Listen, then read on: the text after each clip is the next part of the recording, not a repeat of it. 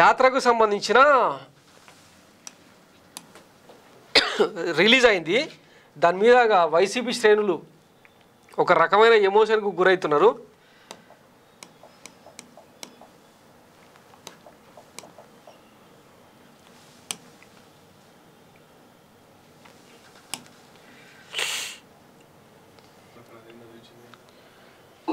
ఎన్ని కష్టాలు వచ్చినా ఎన్ని వాళ్ళ నుంచి మేలు పొందినామని అనుకోవడం, మాకు స్వయంగా తెలుసు అని చెప్పుకోవడం, రాజశేఖర్ గారికి చెప్పులు జగన్మోహన్ రెడ్డి గారికి కాబట్టి ఆ జ్ఞాపకాలన్నీ వస్తాయి, అవన్నీ గుర్తుకొస్తాయి.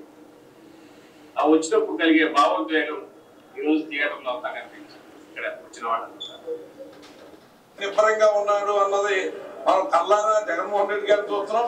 సినిమాలో మరింత మనకి మనసుకు హద్దుకునేలాగా చూపించడం జరిగింది. మరి వాళ్ళ ఒక సినిమా చూసినట్టుగా లేదు, ఒక యథార్థమైన జరిగిన సంఘటనల్ని మళ్ళీ ఒకసారి మనం అంటే ఒక నాయకుడు ఎలా ఉండాలి, అతను ఎలా నడవాలి, ఎలా నడిపించాలి, ఎలా ఓడిపోయినప్పుడు ఉండాలి, ఎలా గెలిచిన తర్వాత ఉండాలని చెప్పి చూపించిన పిక్చర్ కాబట్టి ప్రతి ఒక్కరు కూడా చూడాలని చెప్పి మనస్ఫూర్తిగా కోరుకుంటున్నాను. చనిపోయిన 600 పైగా కుటుంబాలు, ఆ కుటుంబాలని పరామర్శిస్తానని జగనన్న పావురాల గుట్ట దగ్గర మాట ఇచ్చాక ఆ మాటను నిలబెట్టుకోవడం కోసం ఎన్ని కష్టాలు ఎదురైనా కాంగ్రెస్ అధిష్టానాన్ని ఎదిరించి ఆ కష్టాలు పడుతూ సో నిన్నంతా ఈ మానియాతో నడిచిందనమాట. ఇవాళ సాయంత్రం మేము కూడా పోతున్నాం. పోయిన తర్వాత పూర్తి రివ్యూ అందిస్తాం. ఇది ఎంట్రీ షాట్ అంట.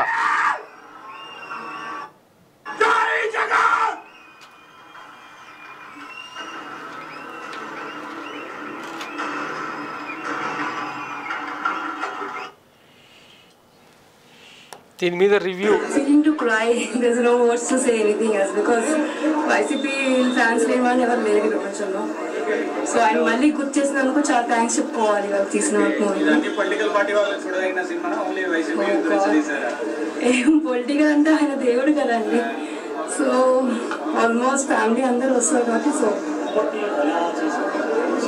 ఇంటూ పడిపోయారు. వయసు చూసినట్టుగానే ఉంది. హాస్పిటల్ సీన్ బాగా నచ్చింది. ఆయన యాత్ర చేసింది సూపర్ అసలుకి. ఇప్పుడు నాకు తెలిసి జైగానే కలవాలి, గెలవకపోతే ఇంకా వేస్ట్. ఫుల్ చూపిస్తుంది. 100కి 100 ఫ్యాక్ట్ ఏంటంటే ఈమె టీడీపీ హార్డ్ కోర్ ఫ్యాను, కానీ ఈ సినిమా చూసి ఫ్లాట్ అయింది అన్నట్టు. కొడుకంటే ఎట్లా ఉండాలో వెళ్ళి చూడు, నాకు పుట్టావు సన్నాసి ఎదవా, తినడానికి తప్ప దమ్మిడికి పనికిరావని లోకేష్ను ఉద్దేశిస్తూ మీమ్స్ అనమాట. యాత్ర ఓ లెక్క, యాత్ర టు ఇంకో లెక్క. ఇది పెద్ద ఆయనకి ఇచ్చిన మాట కోసం ఆయన కొడుకు చేసిన యుద్ధం అని చెప్పు.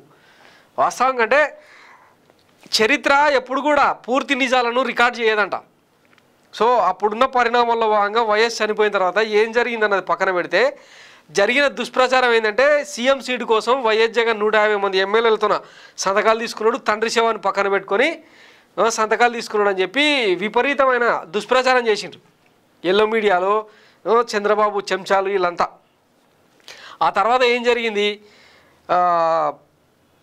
ఆయనకు ఎంపీ సీటు ఆఫర్ చేసి కేంద్ర మంత్రి పదవి ఏదో ఇస్తున్నామని చెప్పి హైకమాండ్ ప్రకటించడం, దానికి జగన్ ఒప్పుకోకపోవడం, ఓదార్పు యాత్ర పేరుతో చేయడం, దాని మీద కాంగ్రెస్ హైకమాండ్ అప్పటి యూపీఏ సర్కారు సోనియా గాంధీ ఫోకస్ చేయడం, ఇవన్నీ జరిగిన పరిణామాల్లో ఇక అంటే అప్పుడు అహ్మద్ పటేలు కొంతమంది కీలక నేతలు, ప్రణబ్ ముఖర్జీ వైఎస్ జగన్కి తండ్రి తర్వాత తండ్రి లాంటి వ్యక్తి, అంటే కొంత గైడెన్స్ ఇవన్నీ ఇచ్చిన పరిస్థితులు అంటే చాలా ఉన్నాయన్నమాట.